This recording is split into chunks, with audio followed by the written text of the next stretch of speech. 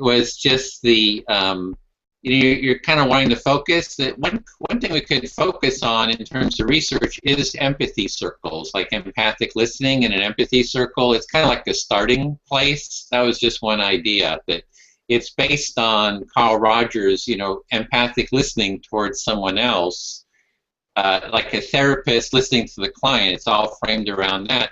But the empathy circle is the peer-to-peer empathic listening.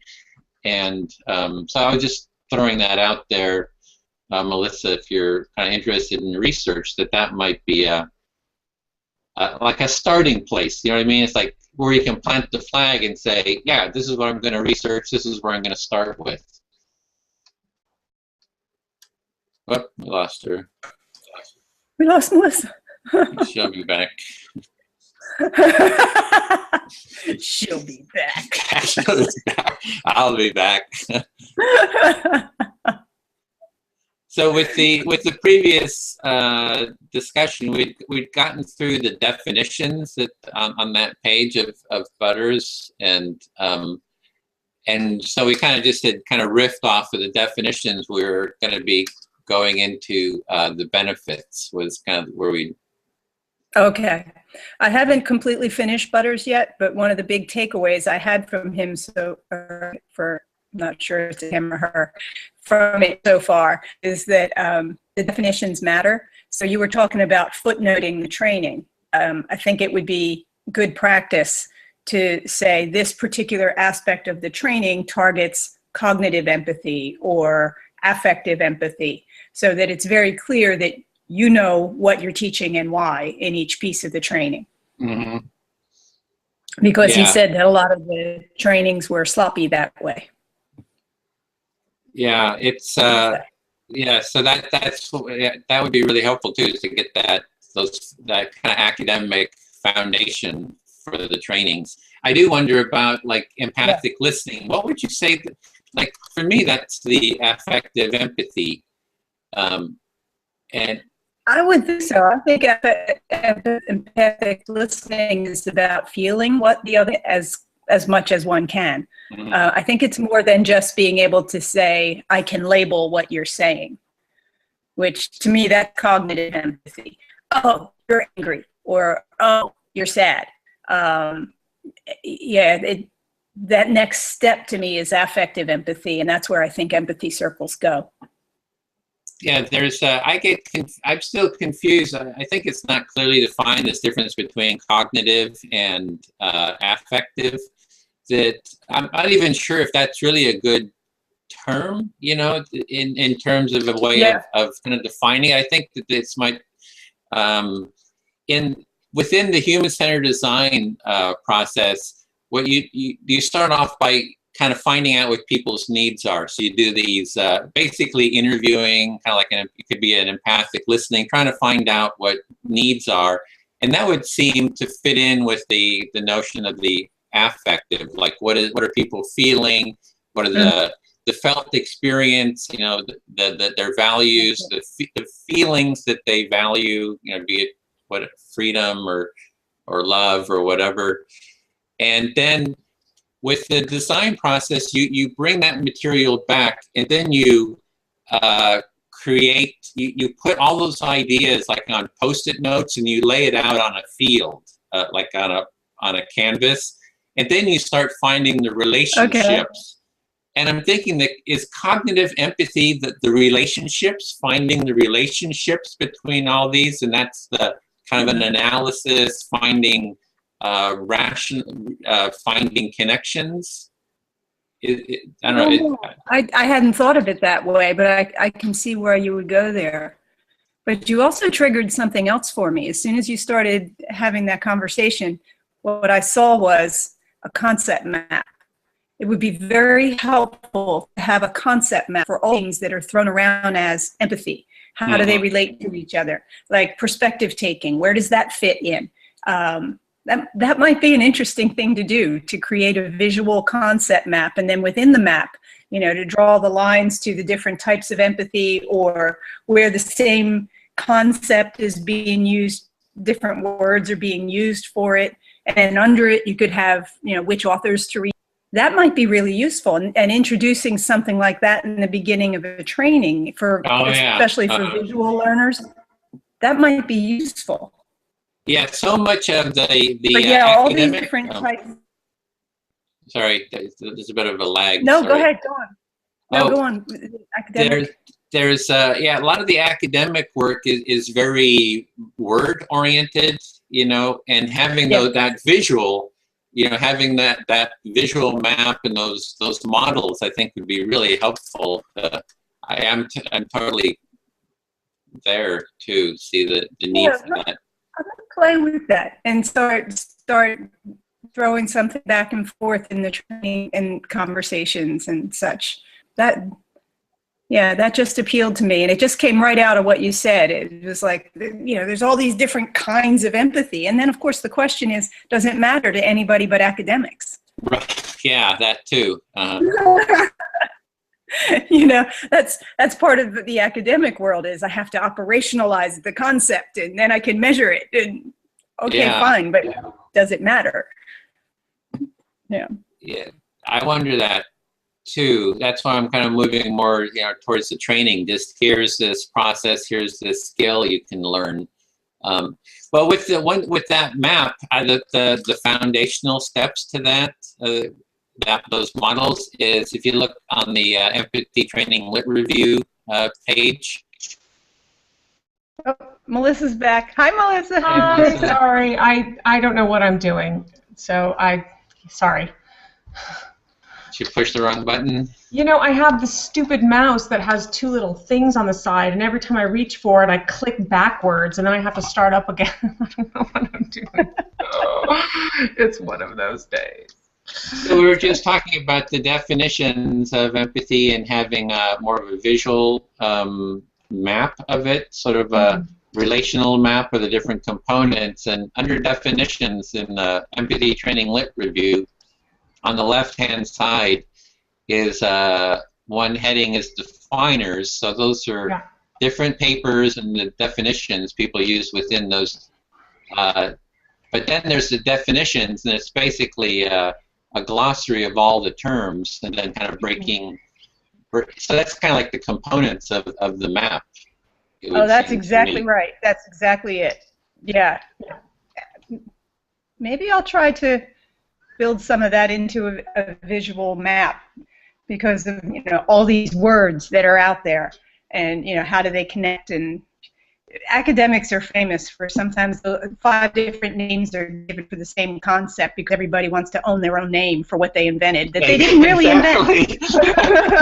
That is really true. And, you know, it's funny, one of my ideas with this too was to upload these all of these papers into what's that thing that I use, Atlas TI, and to code the definitions to see if I could build a code map of how they all interrelate. So that's kind of what I was hoping to do for my own PhD, but I just haven't gotten the time yet. And I have to do it anyway, but I just haven't gotten to it yet. So, you know, that's something I want to work on as well. Yeah, but I'm not sure how quickly I can do it, but I would certainly dive into doing that.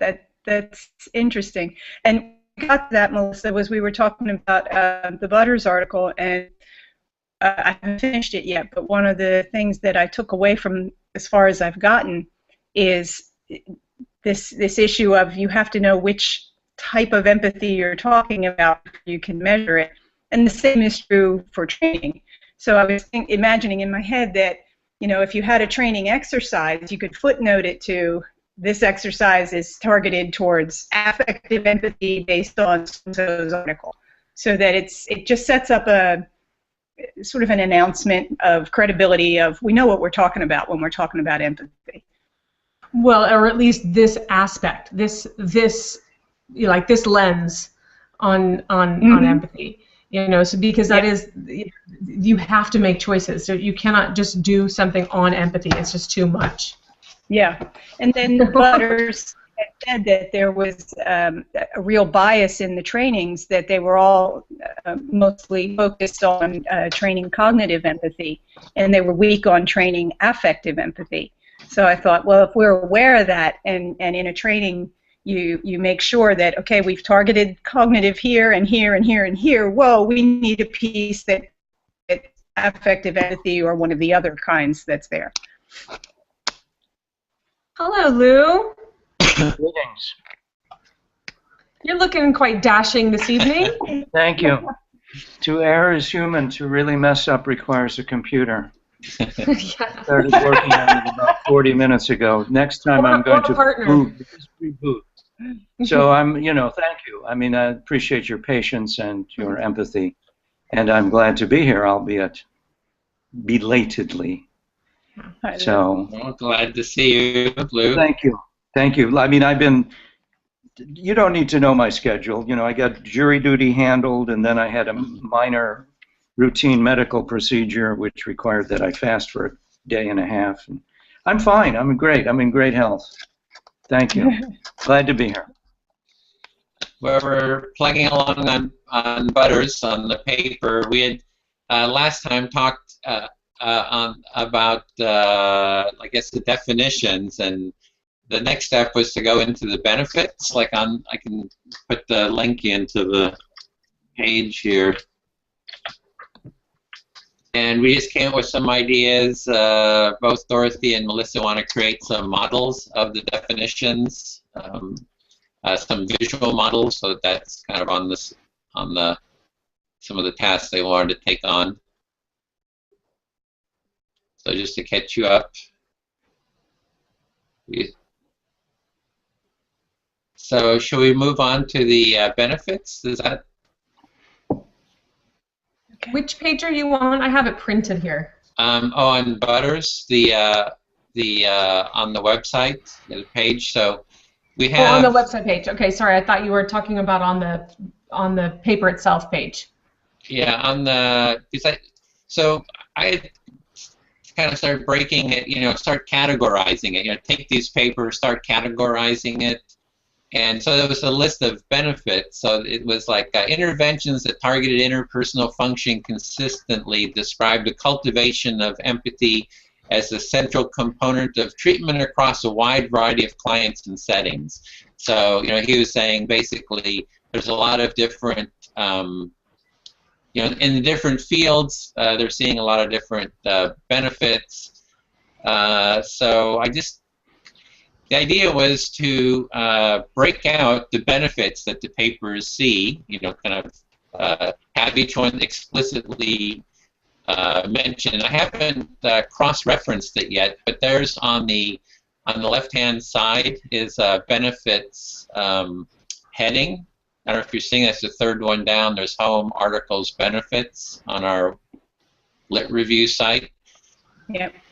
And so the idea there is to create a typology of the benefits, right? So it's like there's plus, so there's the benefit of it increasing something, so it increases collaboration, it increases the addressing of needs, it increases compassion, and then farther down you see the negatives. It reduces alienation, it reduces burnout, it reduces child abuse, it reduces conflict.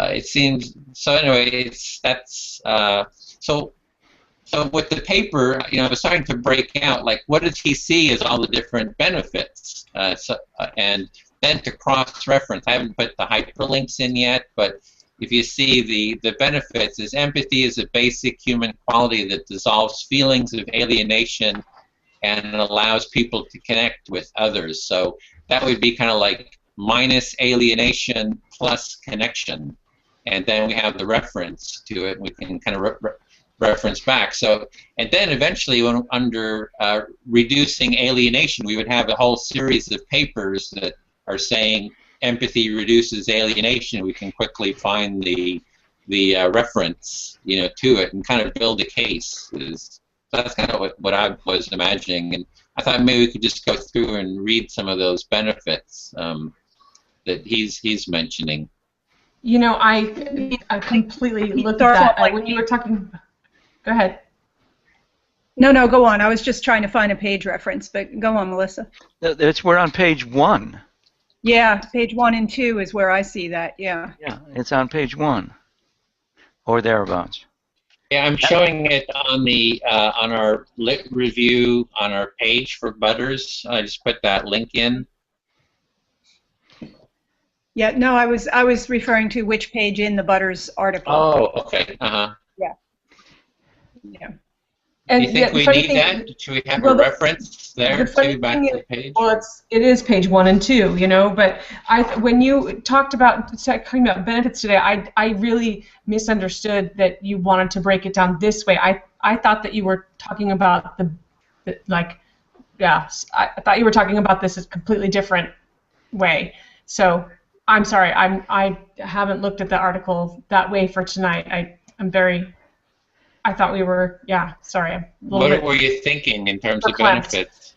Well, I thought we were talking about the benefit of the certain programs themselves, but not the specific, what they state as the benefit to the specific training method. I thought we were looking at more the benefits of teaching it this way in that setting, and not the actual outcomes that were being looked at. So my bad. More the benefits. You're seeing the benefits of a specific training. There's a specific training. What are the benefits that the outcomes, training has? Yeah. Okay, that's farther down the page, so that's on the list to look at too.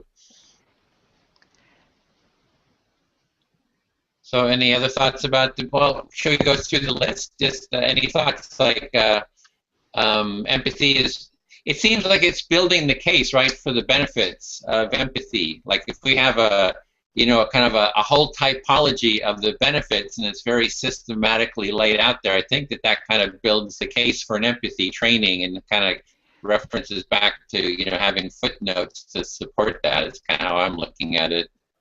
Well, yeah, the introductory chapter, it points to, the most known literature about reducing aggressive behavior and leading to improved relationships. I mean, it gives a good example for each of them, but there's a lot more than this. Mm-hmm. But it spells it out pretty specifically on page 1 and 2.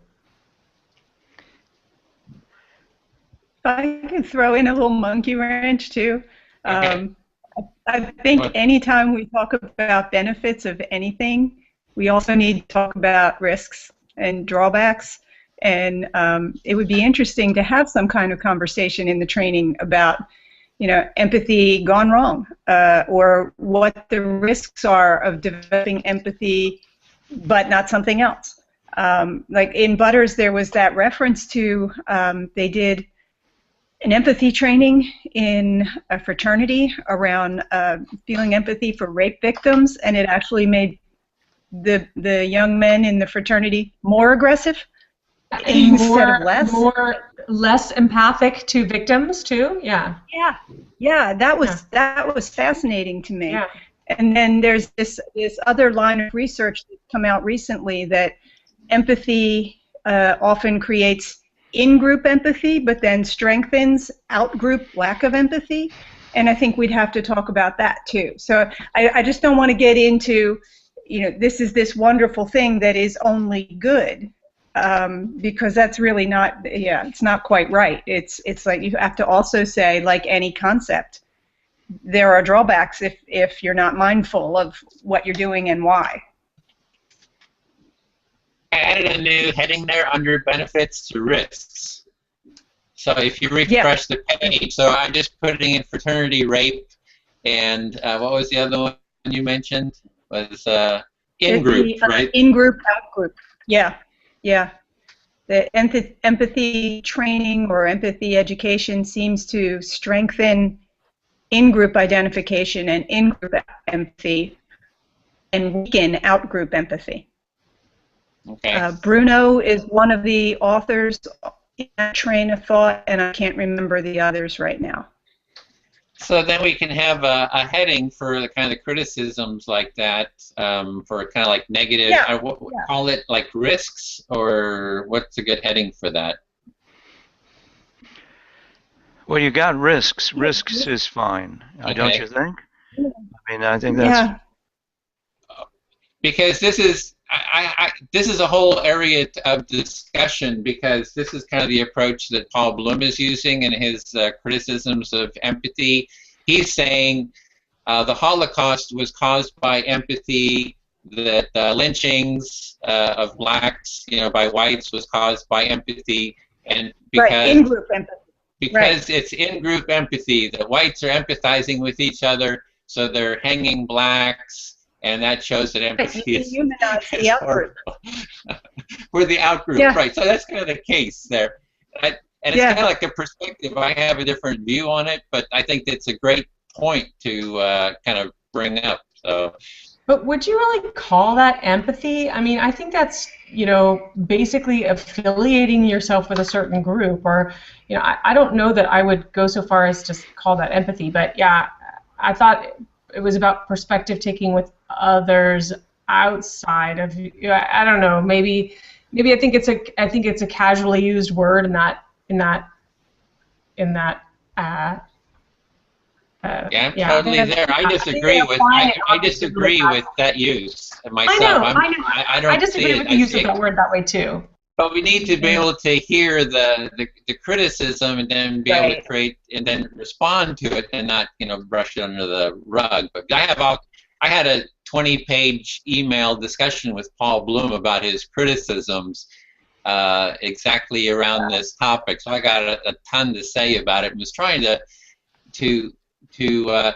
main point was if you're saying it's in-group empathy is causing out-group violence, it's kind of like saying empathy causes the lack of empathy, right? Empathy leads to the lack of empathy, and it's like what I would say is that the lack of empathy is actually something else. Yeah. Right? Is it when you don't have empathy for it's probably not. It's not caused by empathy. It's caused by the fear or something else. That there's other intermediary qualities between that out-group lack of empathy. So. But that's a great topic for discussion. I would love to kind of go into it in depth and really lay it out because I think it's really important to. Yeah, and I have some articles by Bruno and Sachs. They've talked about this too, and I'll work through those and share that. Bruneau,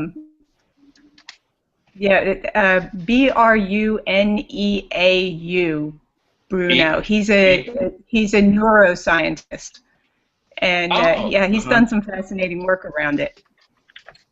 I've interviewed him. I think BR. How do you BR? I can't imagine you would have missed him. Yeah. Yeah, he's over at MIT, right? Yeah. And of course, all the details of his work escape me now. I just have the gloss of it.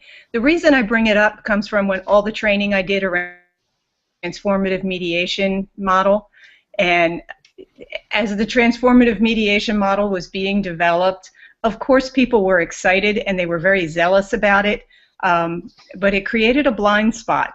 And then you had people who were in these trainings as trainers, because there was a network of trainers developed, who would just not hear of there were risks to the transformative model as well. There were times and places where perhaps it should not have been used. That was not the approach to whatever the conflict was. And in these trainings, I often saw that these people could not handle questions that were challenges. And you have to be able to. You have to be able to have that full conversation in a training. So that's where it comes from. Yeah, it's great. Well, I love challenges. I really enjoy challenges.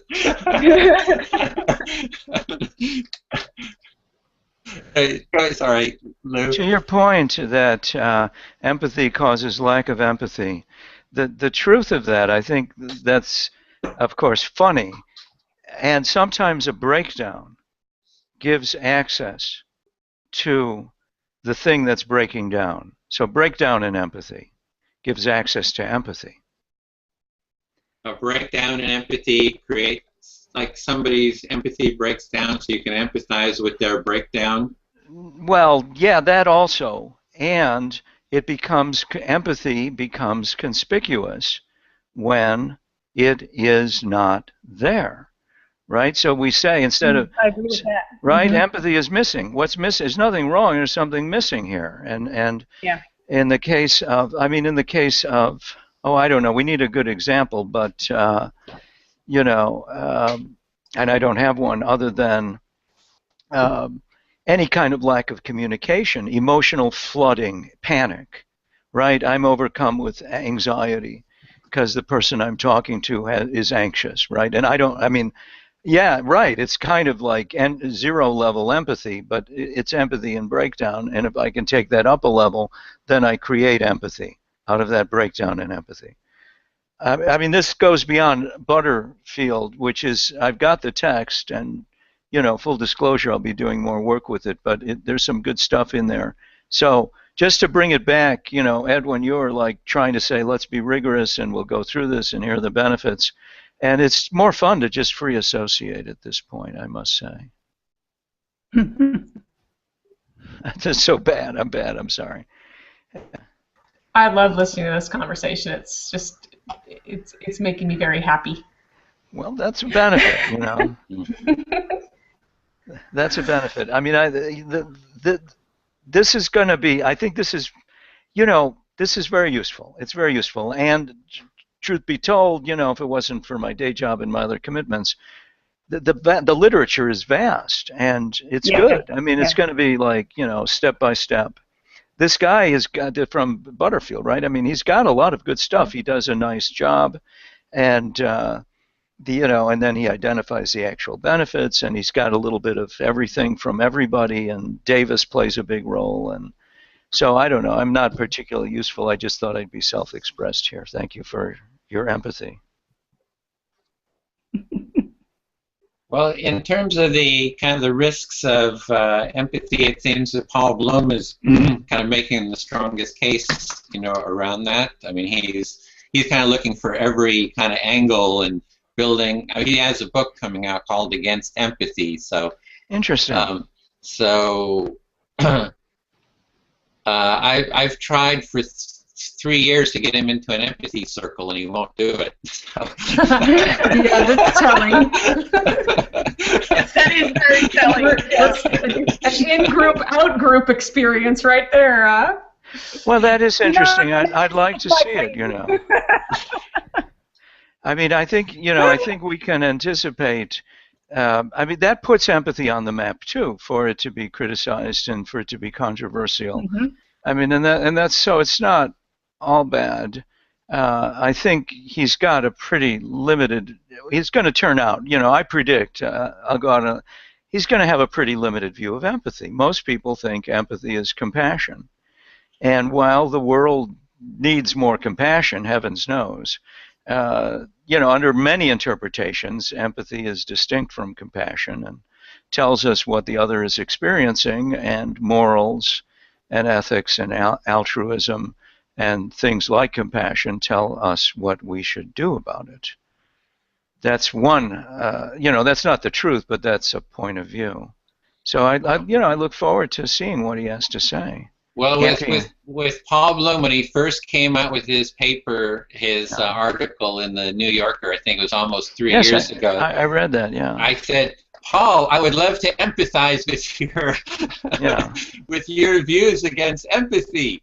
And can we have can I do an interview with you so I can empathize with your point of view? Because I believe we need to foster more empathy, and I would like to empathize with, you know, why you're against it. And he wouldn't, you know, do an interview. He basically said, I don't have time now. And I said, well, will you ever have time? And he didn't respond to that. Yeah. Great question. Yeah. So then about a year ago, he said, well, I'll have an email discussion with you, kind of in written, because he seems to be very nervous about having a direct recorded video conversation. And so I said, okay, well, that's great. I'll have an email conversation with you. And how about we also do it video? We'll start with that, and then we can also do video. But then he never would do the video part. And I'm not the best writer, even though you have like 20 pages, which I can send you the the version of it. But we were talking about all these issues, and I was trying to address, and empathize with his point of view. And he's so slippery, you don't know what the heck he's talking about because of the definitions, there's all these definitions, and he's jumping from one definition to another. It's like, so he's criticizing, he's saying, well, empathy is like feeling what another person feels, and that's kind of in the broader terms. So if he says, I don't want to go to my therapist and I feel depressed and irritated, that my therapist gets depressed and irritated. And for him, that is empathy, right? And that's like emotional contagion, one way, and it's not even empathy, how I see empathy. But you can't have the dialogue with him because he won't kind of be in a dialogue, so you can kind of have that back and forth, so. And then he actually gave a talk where he kind of criticized empathy, and a woman raised her hand and she said, well, I think empathy is good. When I come home from work, I want to be able to share with my husband, about having a bad day and stuff. And then she says, well, you're going to come home, you're going to be sharing all your bad day, and then your husband's going to be feeling kind of all irritated because he's going to be picking up all your bad day experiences. And so it's like he's not even seeing so anyway, that was one of his big criticisms, and you can't talk to him about, I don't even see that as empathy. That's like... But then in his logic, if you came home really happy, you'd get happy too. Exactly, and that's empathy, and he's against that as a moral foundation. He's against nice, okay. Well, here's what I'll do when the book comes out. I'll get the book and, read it, and write a review of it and send it to him saying, please check for factual accuracy. And then we'll have the conversation. Bloom, is that B-L-U-M or E? B-L-O-M. B-L-O-M. B-L-O-O-M. B-L-O-O-M? Okay, at Yale. He's at Yale. Yeah. He's something of a Descartes scholar. He's got a book on Descartes, or some version of Descartes. And that's him. I got him. Paul Paul I think Bloom. It's also kind of chic to be against the mainstream. You get a lot of publicity that way. So, it's maybe right place at the right time for him to get a lot of good quotations, but a lot of good citations. We're going to schedule a dump on Paul Bloom Day later. He could. He's a celebrity academic, Yanti could be a little hitman there, because Yanti could go hit him with an empathy stick, because he's pretty close by. I just put in a link. To. I've done all kinds of work. I've interviewed a dozen people about Paul Bloom, and I just put in the link to the page on all the stuff he's talked about. All links from there. It's immensely comprehensive. And I'm also going to show you, and what would be really great is, because this is really about the risks, right? We're talking about what are the risks and those kind of criticisms. We don't want to be, naive or something, kind of shut people down or not listen to the risks is kind of what I'm saying. And I love hearing, the full spectrum. That's what I think empathy is to bring in everything, right? It's like having those dialogues. So anyway, here's the public discussion I had with him. So I'd love to hear, at some point, maybe we could even discuss that in terms of. Are you? Not to be too persnickety, are you allowed, Edwin, to share that? Does he know you might share it? Yes, I agree. Okay. That's a public, because he's very particular. He says, don't share any of my correspondence, kind of an email. But we had an agreement that we would. Very good. This discussion would be public. Oh, and it's out there, so it's up. Yeah, it's up. As you say, just as you said, right? It's public. Yeah. Okay, very good. Well, risks, I don't know whether, I haven't really done justice to Butterfield, and risks of empathy are compassion fatigue, burnout, being the caricature and stereotype, and it's arguably a misuse of empathy, the empathic Nazi who uses a certain form, misuse of empathy to better cause suffering of the, of the victims and the psychopath. Same idea with the psychopath, right? I mean, and so it's not that there aren't risks. If something's powerful, it can be misused. I mean. But I was making the case, I don't want to keep going on here, but my point was, is that breathing is pretty beneficial, right? Yeah. To us. Yeah. So a psychopath can breathe. Do we say breathing is horrible because a psychopath is breathing? There's no, more of course steps. not. Just because there's more steps between between the action and between the breathing and the what the psychopath is doing, and making a jump from empathy to this negative. I think there's like pieces in between that are causing the block to empathy. So I don't see, the torturing somebody as being empathic, because ask the person who's being tortured, do you feel heard? And they'll say, I don't feel heard. So for me, just I scream loud enough, maybe, but yeah. Well, I mean, and I feel, jumping to conclusions is also a risk. So let us not jump to conclusions. So as you say, something can be, I would take that to be something is being misused. Right? I mean, I can use an axe to build a house, and also to hit somebody in the head. That would be a misuse of the tool.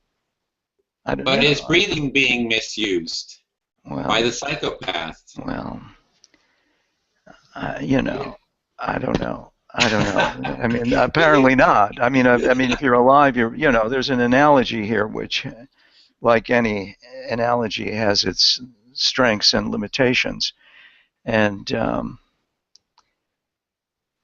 I don't know. I don't know is that there's a disagreement here. I mean, and I don't know what I read the New Yorker stuff about, and the individuals.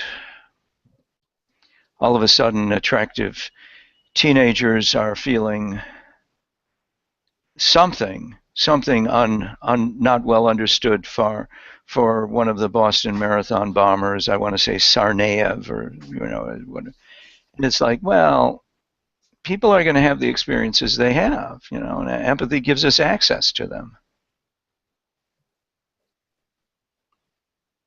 And the commitment is to use it to build community and to relieve upset or suffering or distress, and to share the good times when they show up. The funny thing is that when I did my PhD defense for my funding, and I was sitting in front of a jury of 6 professors who are completely not from the communications field, from totally different areas, the one German philosopher said, I don't believe it. You're just going to use this to train people to be evil.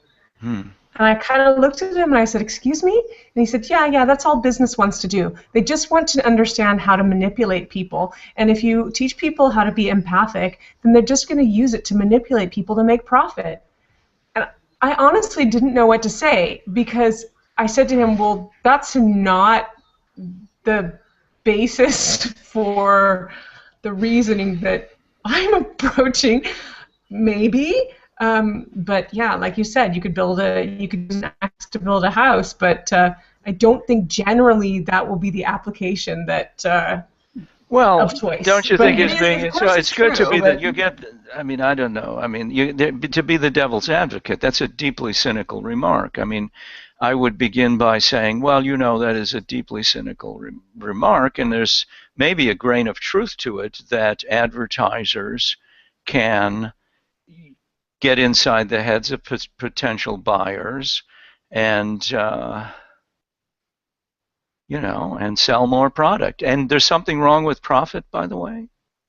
There's nothing wrong with profit, but I think that I don't know. I mean, that's part of, wouldn't that be an answer too? I mean, if it's legal and ethical to make money, if a person needs a product to buy a product or service, I don't, It's like, Again, but what we're did you talking answer? about. So you were like stunned, right? But you got I was funded. flummoxed. I was. You just got lucky. I I was. mean, it was 5-1 or something. It was 5-1, but it's the first invitation that I'm sending to my PhD defense is to this man. Well, so. be ready. I mean, be ready. A word to the wise. Be ready with, point out that first of all, Yeah.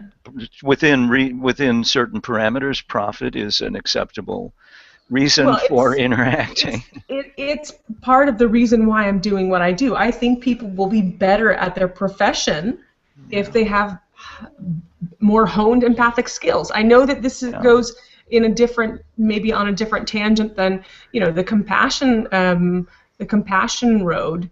But I do think people will be better at their jobs if they are more empathic. And so it is a bottom line kind of thing for me. But that's not a bad thing. I mean, that's you can be really, really good and do good stuff and be good for people and be good for your business too. There's nothing wrong with that. Anyway, this is going off a little bit on a tangent, but anyway, he did flummox me. You articulated this with the risks question. Yeah. Which is really good, I think. I think it was great.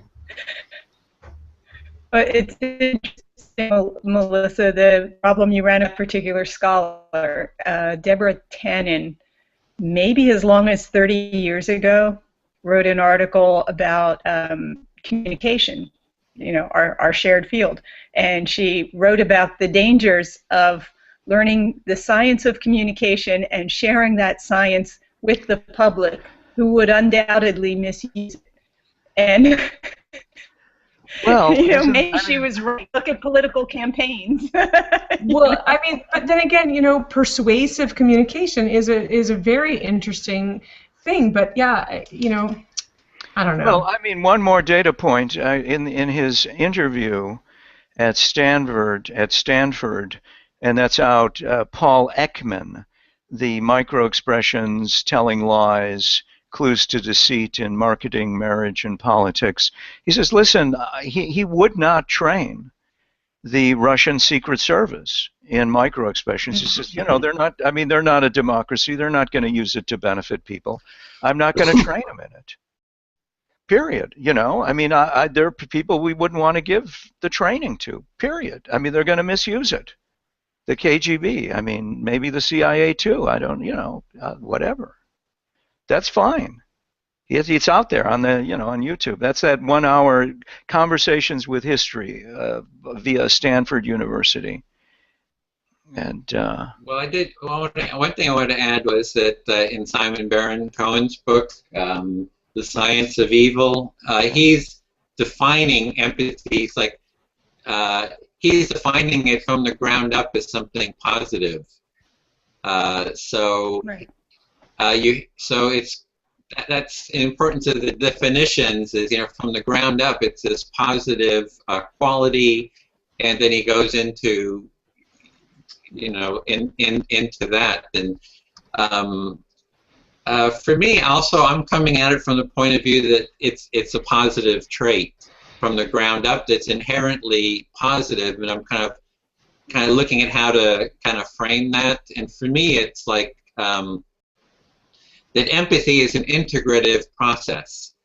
That it's like we integrate. So if there's the torturer and the the person who's the victim or whatever of the torturee, that's not a fully integrative process that's going on. That it's this dialogue, like with an empathy circle, right? We dialogue, we listen until somebody's fully heard, and somebody else speaks until they're fully heard, and you keep going and keep integrating. And that for me, so is that integrative process. So an in-group, out-group is not an integrative process. There's a limitation of the integration. There might be somewhat of an integration within the in-group, but it's not this empathic way, social empathic way of being that you integrate with all people and all of life, or at least are in the process of the integration. So that's kind of how I kind of address it. So the in-group might be trying to dominate someone else.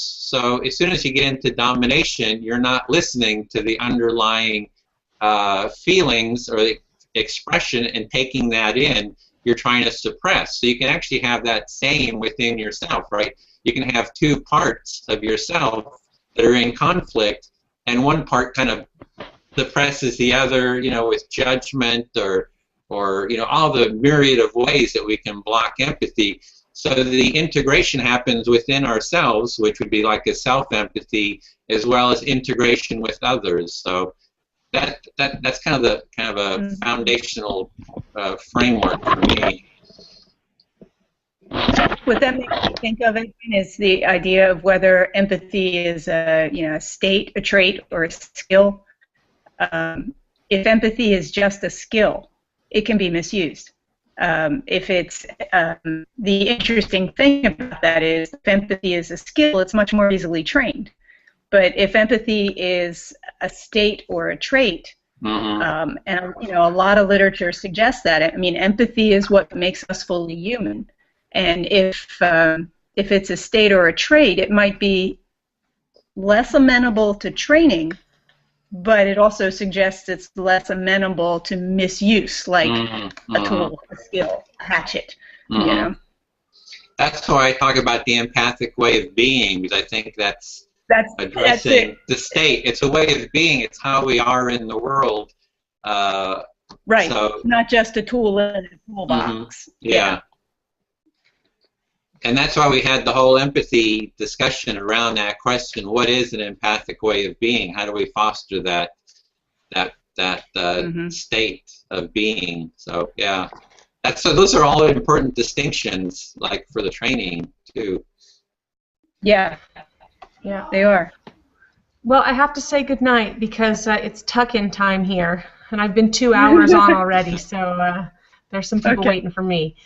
But as always, they have a word in Dutch, boeiend conversations. It's billowing and, bubbly conversations. They just grow, and it's just wonderful. Bubbling like a pot. I agree. Okay. It's nice talking to you again, Melissa. So, yeah, nice to talk to you too. I will prepare with the new article for next time. So I've read through that. Yeah? Dig something out of there too. Okay. Okay, we'll talk about that one the next time. Then. Okay, have a nice evening, everyone. Take care, Melissa. Have a good night. Bye. So I was kind of curious, what do you think of the positive framing of empathy, like having a term? And I guess that is what you're saying, then if we're fostering a way of being, then that kind of addresses that issue of. Yeah, that's kind of my orientation. I don't want to speak for everyone, but I think if we think of it as a way of being in the world, or you know, a personal state, you run fewer risks of it just being a skill or a tool that can then be applied for any purpose, like a hatchet. Yeah, is that kind of your transformational empathy? Would you say transformational empathy is like a way of being, or? Yeah, I'd like to think that. That's your paper. That paper was really, I really got a lot out of that paper. Thanks. Yeah, I mean, that was the distinction. It was empathy that is in service of self. Formative approach to empathy, which was not the self-interested version. Yeah. And it's funny, I believe you can feel the difference when it's being used. You know, empathy that is merely being used as a skill, you feel like the target of it. It's really, you know, kind of sitting in the fire with you. That's a different thing. And what have you found for fostering that empathic way of being? Like, how do you go about nurturing a way of being? Yeah, it's funny. I've actually been giving this a lot of thought lately for two different reasons. Sorry, that's my dog. The first is, last weekend I saw my 4-year-old granddaughter beat my 1-year-old granddaughter. And I was just horrified. And I was like, oh no, she's a psychopath. You know, it's just like, I had to calm myself down and think of, how does empathy develop? Does she see her baby sister as a human yet? You know, how does she learn that this is not good? And it's not good not just because you got in trouble for it. It's not good because you hurt another being. I was thinking of all that. And then the other side that where I've been encountering this is, I am much deeper in the medical community right now than I ever had any intention of being. So I've been going for a year and a half now to various, and it's fascinating to watch them and watch the communication. And I'm sorry, that's who I am. I can't turn it off. I'm a communication scholar, so I see what you're doing.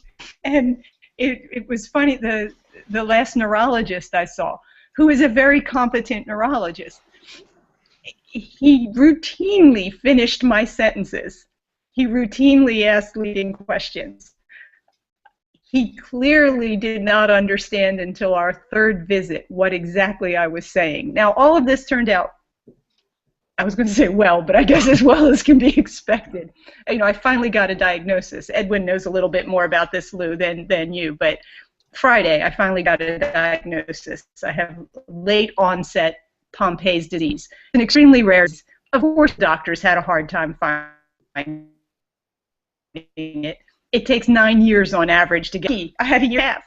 But in this process, you know, I was very frustrated because this particular neurologist was clearly using skills on me. He learned techniques, but he did not learn to listen. He did not learn to really sit there with me as I'm trying to put words to.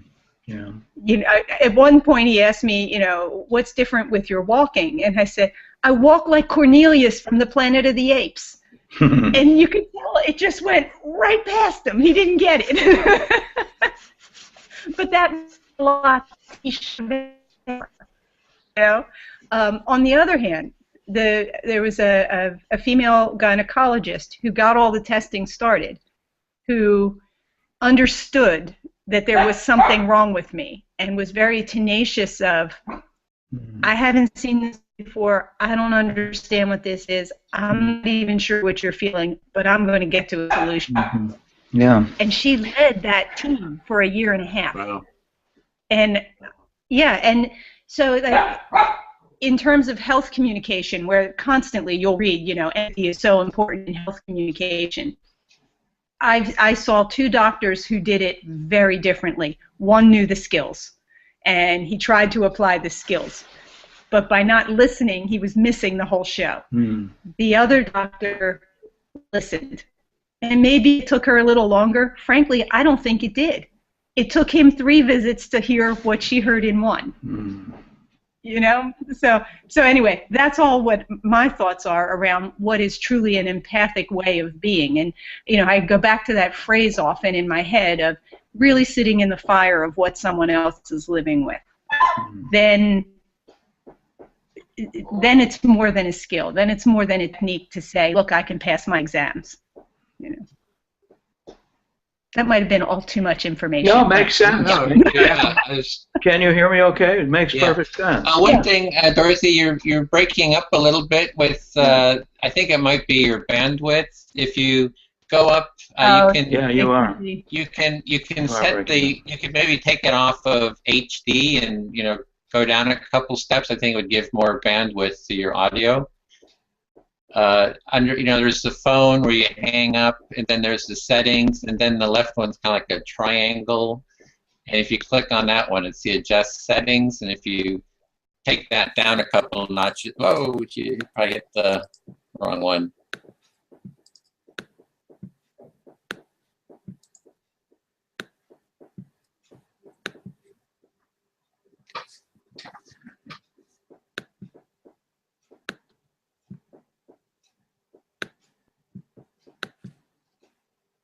Testing, testing. Yep. Okay. Yeah, probably hit the wrong button. I pressed the wrong button. Yeah, I thought so. But I'm sorry. Yeah, I have bandwidth problems where I live. If you set it, take it down a couple notches, then the audio should be better. Okay. That on the next call. Yeah, note to self, be sure to reboot before starting a complex Skype Google session. Yeah. But yeah, it's like I think that's the whole, that's been really important for me, is the framing of this, from the ground up for the training, and being clear that we're trying to develop an empathic way of being, and this is a way of being in the world. It's how do we relate to everyone and all the time, and how are we constantly nurturing and growing in this way of being, and what are the processes we do? I find the empathic listening process to be kind of a good, mutual empathic skill, like one of the tool, I guess, a tool or just a process for, you just keep doing it over and over and over again and kind of slowly get better at it. So somehow we need ways of, how to nurture that way of being, but having the awareness from the get-go that this is what we're wanting to do, right, I think is the first thing. And yeah, I agree. Agree. I mean, I think we have a agreement. I mean, people hear, the average person on the street hears empathy as something positive. Yes. And oftentimes, I claim this is a result of empirical survey work. Oftentimes they think it's compassion. And you heard that lecture already, or that thought already, and so let it be. People are going to hear, and to some extent, you can get traction by saying, look at, as Bloom is, maybe empathy, everybody hears it like motherhood and apple pie. Maybe there's some conditions and qualifications, and I wouldn't necessarily disagree with that, but I just disagree with all the details, and I think he's wrong in detail and in general, but so we need somebody. I mean, talk about, if he didn't exist, we'd have to invent somebody like that to have the conversation. Yeah, I'm kind of making that up. I find it helpful. The only thing I would like, if you'd do an empathy circle with me, I would love. And there's Jesse Prince. He's from New York College. He's also a philosopher. Yes. And he's like, oh yeah, I'll do an interview with you. You want to do an empathy circle? Sure. So I did one with him and Laurie Gruen, who wrote Entangled Empathy. And she's really kind of articulated kind of the empathic way of being, or an ethics of empathy, more of that way of being. And he's like totally open for that dialogue. And it was like really interesting. We only did an hour of mutual empathic listening, but it's like, try out what you're criticizing and just see how it works. And so for me, that's kind of like the open-minded approach. So he will not, but I'm still working on it. I got plans. I got plans for Paul Bloom. So I was gonna do a campaign, like have Paul Bloom do an empathy circle, so petitions. That's one idea. I can't remember the author, but I just read an article this morning. I think it was on Salon, and but the author was writing about. It was an interview, and the person being interviewed was a famous scholar around the idea of atheism. It permeates his work. But one of the things he was saying was the importance of being open to being wrong, and the importance of persuasibility, which is something that comes out of feminist literature from decades back.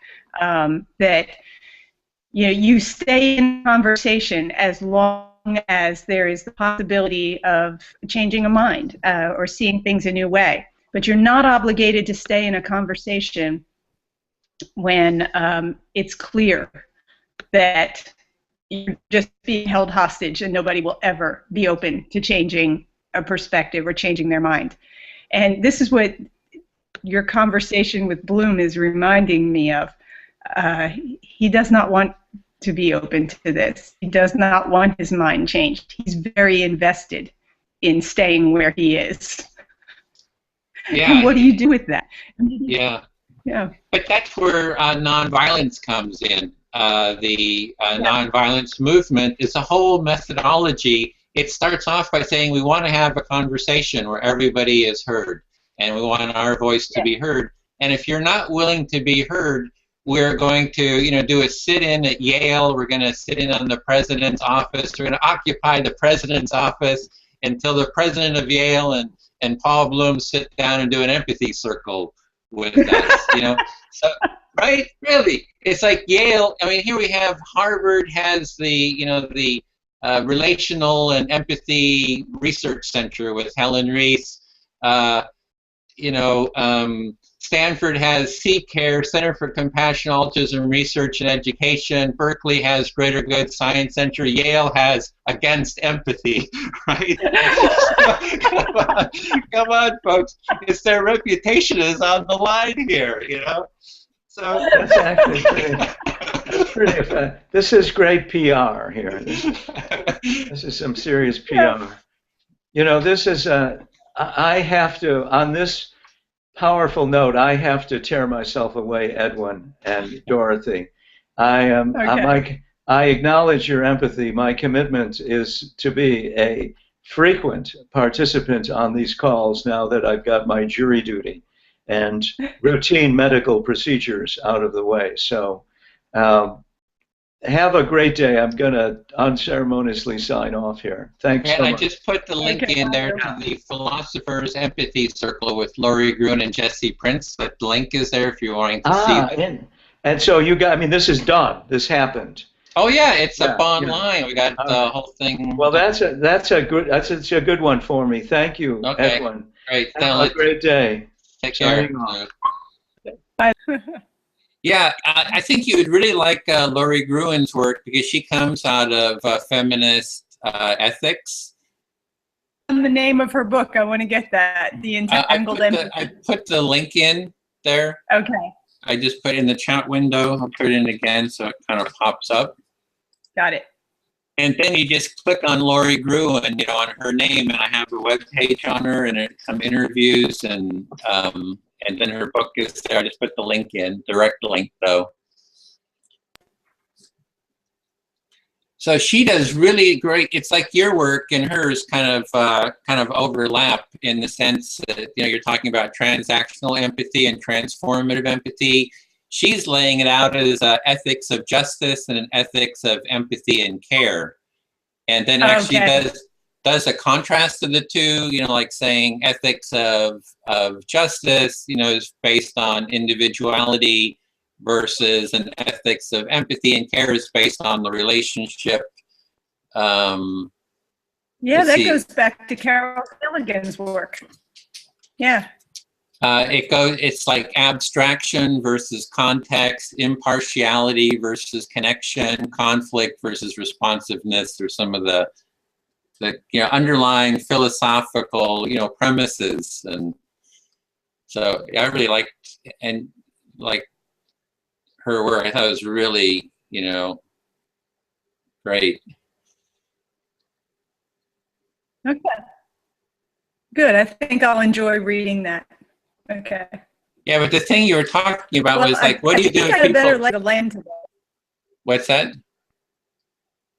Just saying, I think I got a better lay of the land today of what we're doing. So, But what were you saying about people are? Oh no, just how do we address people who don't want to be in a, in an empathic dialogue? Who are not willing to dialogue. They shut the door. They say, "I'm not willing to talk," which is any kind of an authoritarian dictatorship or what have you. It's like we're not here to talk. I'm here to instill fear in you to keep you quiet.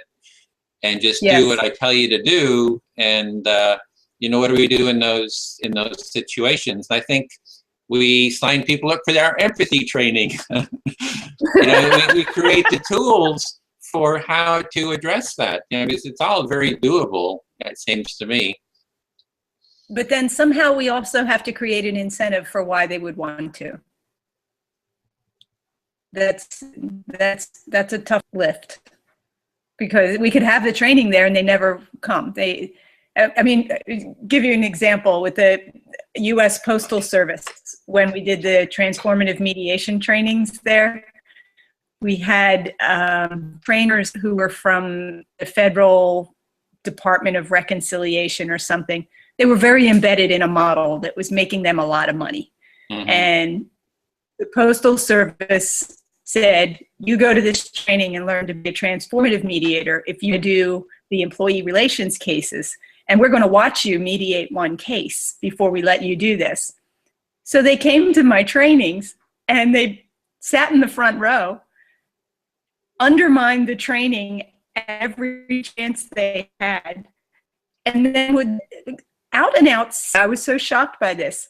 I can fake this once, and then I'm going to mediate exactly how I want to mediate. Mm-hmm. I was like, first of all, how can you be so dishonest? That's absolutely dishonest.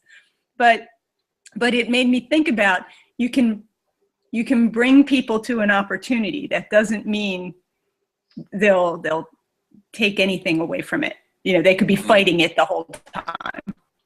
Yeah. Yeah, I was looking at the training not so much for them, but to train the people who are already kind of ready for it, to start learning the basic skills, to kind of expand. And then the other part, I think, is about, it's like now, for me, progressive politics is like a total disaster, in that the idea is you have like Trump supporters, and then you have the progressives going out and attacking, like demonstrating and shouting and yelling, and they're just kind of mirroring the conflict instead of, it seems like we need an empathy force that actually goes and listens to Trump supporters, that goes and says, oh, we're here to hear, what is it that's important to you? Why are you upset? What does this mean to you? And just listens, does empathic listening with them, say, we're here to listen. And then you slowly, but coming from a point, say, I believe in empathy. I believe in an empathic way of being. So we're upfront about our empathic way of being. And then the means are the ends. So we empathize with them and then advocate for empathy by listening to them, and then there might be some need for the nonviolence approach of sitting in on the Yale president's office or something, but it always comes back to, we want to sit down and have an empathy circle with you, and then we want to understand. Yeah, and if you don't want an empathy circle, I want to empathize with you why you don't want it.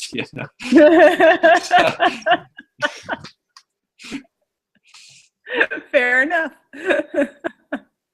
So anyway, those are some of the strategies, and it seems that we need that basic training just to train the people who are going to be the activists. Because I set up an empathy tent downtown Berkeley, and I just realized, wow, the people who are even to that level, there's not a lot already there to begin with, who are willing to demonstrate and do it in an empathic way. So, okay. I don't know if that makes sense, but that was my experience. Well, the political atmosphere right now is certainly anybody's empathy.